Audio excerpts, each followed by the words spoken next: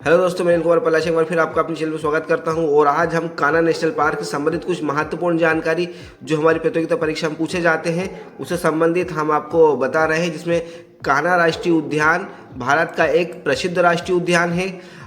इसके बाद यह मध्य प्रदेश का सबसे बड़ा राष्ट्रीय उद्यान माना जाता है। इसकी जो स्थापना है 1 जून 1955 को इसको राष्ट्रीय उद्यान बनाया गया था। कब बनाया गया था? राष्ट्रीय उद्यान बनाया गया था। और कब बनाया गया था? 1 जून 1955 को। परीक्षा में पूछा जाता है। इसके बाद इसे 1973 में बाघ अभ्यारण्य के रूप में बनाया गया। कब बनाया गया? 1973 में इसे बाघ अभ्यारण्य के रूप में बनाया गया है। अब कान्हा नेशनल पार्क जो है वो बालाघाट और मंडला में स्थित है। कहाँ पर है? बालाघाट और मंडला, 2 जिलों के संयुक्त रूप से ये स्थित है। इसके बाद कान्हा नेशनल जो पार्क है वो 940 वर्ग किलोमीटर में फैला हुआ है। कितने किलोमीटर फैला हुआ है? 940 वर्ग किलोमीटर में फैला हुआ है। इसके बाद यहाँ पर बंगाल बाघ, भारतीय तेंदुआ, स्लोथ, रीछ, बारहसिंगा और सोन कुआं जैसे जीव जंतु यहाँ पर पाए जाते हैं। इसके बाद कान्हा किसली का शुभांकरण जो है भूर सिंह बारहसिंगा है।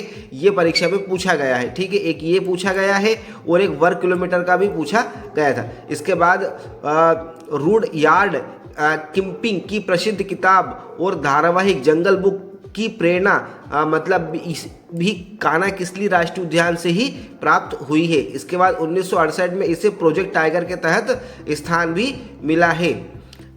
और देखते हैं तो राष्ट्रीय उद्यान जो अभी बताया 940 वर्ग किलोमीटर में फैला हुआ है। कान्हा राष्ट्रीय उद्यान जो है वो घोड़े के नाल जैसा दिखाई, अगर इसको ऊपर से देखें हम तो यह घोड़े के नाल जैसा दिखाई देता है। यह सतपुड़ा की पहाड़ियों से घिरा हुआ है। क्या है यह? सतपुड़ा की पहाड़ियों से घिरा हुआ है। इसमें आगे देखते हैं 1879 से 910 ईस्वी तक ये क्षेत्र जो रहा वो अंग्रेजों के अधीन रहा है और अंग्रेज यहाँ पर शिकार खेलने के लिए आते थे। इन पहाड़ियों की ऊंचाई लगभग 450 से 900 मीटर ऊंची मानी जाती है। इसके अंतर्गत बंजर और हेलन घाटियाँ आती है। कौन कौन सी घाटी आती है? बंजर और हेलन घाटी आती है। परीक्षा में पूछा गया, ध्यान रखना इसको। अंग्रेजों के समय में यह क्षेत्र शिकार के लिए माना जाता था। और कान्हा किसी राष्ट्रीय उद्यान का जो गठन है वो 1933 में इसको अभ्यारण्य के तौर पर बनाया गया था। इसके बाद यह विशेष रूप से विलुप्त हुए बारहसिंगा की प्रजाति को संरक्षण के लिए इसका निर्माण किया गया था। किसके लिए? बारहसिंगा प्रजाति को संरक्षण देने के लिए।